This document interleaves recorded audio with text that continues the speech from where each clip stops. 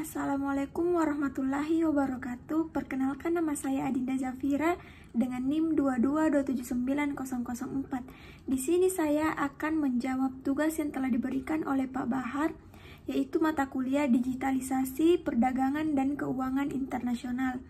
Baik, dan sebelum itu saya akan menjelaskan poin-poin apa yang akan saya bahas. Yang pertama, dampak ekonomi digital terhadap UMKM.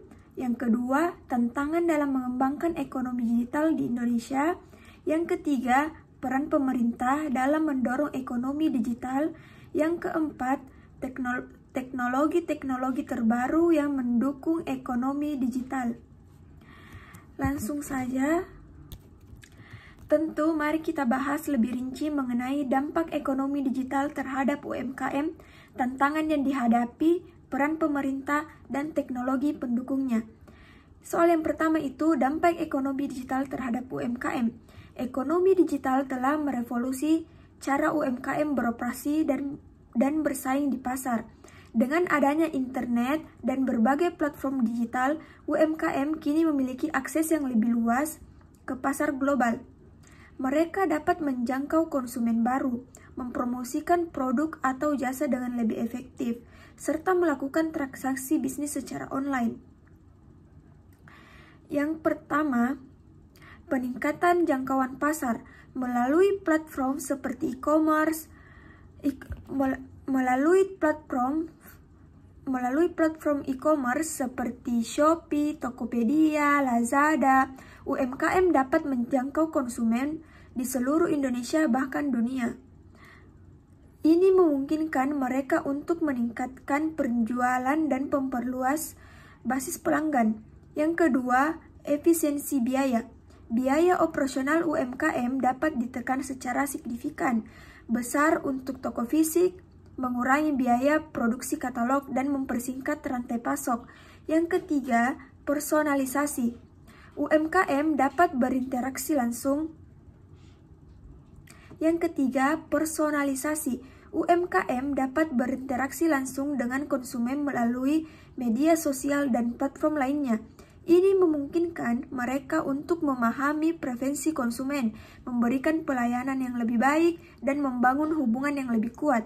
Yang keempat, inovasi. Ekonomi digital mendorong UMKM untuk terus berinovasi. Mereka dapat mengembangkan produk dan jasa baru, serta menemukan cara-cara baru untuk menjangkau konsumen. Dan yang terakhir itu, akses informasi. UMKM dapat dengan mudah mengakses informasi pasar, tren terbaru, dan berbagai sumber daya bisnis melalui internet. Ini membantu mereka dalam membuat keputusan bisnis yang lebih baik. Soal nomor 2, tantangan dalam mengembangkan ekonomi digital di Indonesia. Meskipun memiliki banyak manfaat, mengembangkan ekonomi digital di Indonesia juga dihadapkan pada beberapa tantangan. Yang pertama itu kesenjangan digital. Tidak semua wilayah di Indonesia memiliki akses internet yang memadai. Hal ini menyebabkan banyak UMKM, terutama di daerah pedesaan, kesulitan untuk berpartisipasi dalam ekonomi digital. Tantangan yang keduanya itu sumber daya manusia. Masih terbatasnya jumlah tenaga kerja yang memiliki keterampilan digital, UMKM seringkali kesulitan menemukan karyawan yang dapat mengelola platform digital dan menjalankan bisnis secara online. Yang ketiga, regulasi. Regulasi yang belum sepenuhnya mendukung pertumbuhan ekonomi digital, kesulitan untuk berpartisipasi dalam ekonomi digital. Tantangan yang keduanya itu sumber daya manusia. Masih terbatasnya jumlah tenaga kerja yang memiliki keterampilan digital, UMKM seringkali kesulitan menemukan karyawan yang dapat mengelola platform digital dan menjalankan bisnis secara online. Yang ketiga, regulasi. Regulasi yang belum sepenuhnya mendukung pertumbuhan ekonomi digital, perlunya aturan yang jelas dan fleksibel untuk mengakomodasi perkembangan teknologi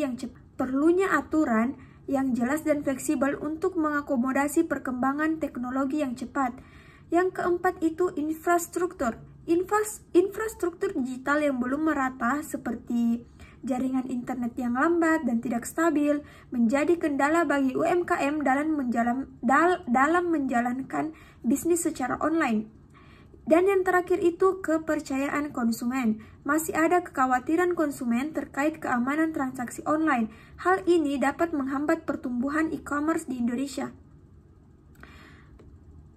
Konsumen terkait keamanan transaksi online. Hal ini dapat menghambat pertumbuhan e-commerce di Indonesia. Soal nomor 3, peran pemerintah dalam mendorong ekonomi digital. Pemerintah memiliki peran penting dalam mendorong pertumbuhan ekonomi digital. Beberapa upaya yang dapat dilakukan antara lain itu penyediaan infrastruktur. Pemerintah perlu membangun infrastruktur digital yang cepat dan stabil serta pusat data yang handal. Pemberdayaan UMKM. Pemerintah perlu memberikan pelatihan dan pendampingan kepada UMKM agar mereka dapat memanfaatkan teknologi digital secara efektif. Yang ketiga, penyederhanaan regulasi. Pemerintah perlu menyederhanakan regulasi yang berkaitan dengan ekonomi digital untuk menciptakan iklim usaha yang kondusif. Yang keempat, fostering innovation. Pemerintah perlu mendukung inovasi di bidang teknologi digital melalui platform inkubator usaha yang kondusif. Yang keempat, fostering innovation. Pemerintah perlu mendukung inovasi di bidang teknologi digital melalui platform inkubator, akselerator, dan riset. Dan yang terakhir itu keamanan cyber. Pemerintah perlu meningkatkan keamanan cyber untuk melindungi data konsumen dan pelaku bisnis. Selanjutnya, soal yang terakhir, teknologi-teknologi terbaru yang mendukung ekonomi digital. Perkembangan teknologi terus mendorong pertumbuhan ekonomi digital. Beberapa teknologi yang saat ini sedang populer antara lain, yang pertama, kecerdasan buatan atau biasa disebut AI. AI dapat digunakan untuk mempersonalisasi pemasaran, menganalisis data pelanggan, dan mengotomatiskan proses bisnis. Yang kedua, Internet of Things atau biasa disebut IoT. IoT memungkinkan UMKM untuk menghubungkan berbagai perangkat dan mengumpulkan data secara real time. Yang ketiga, Big Data. Big Data memungkinkan UMKM untuk menganalisis data dalam jumlah besar dan mendapatkan insight yang berharga untuk mengambil keputusan. Yang keempat, Blockchain. Blockchain dapat digunakan untuk mengamankan transaksi dan meningkatkan transparansi dalam proses bisnis. Yang kedua, Internet of Things atau biasa disebut IoT. IoT memungkinkan UMKM untuk menghubungkan berbagai perangkat dan mengumpulkan data secara real time. Yang ketiga, Big Data. Big Data memungkinkan UMKM untuk menganalisis data dalam jumlah besar dan mendapatkan insight yang berharga untuk mengambil keputusan.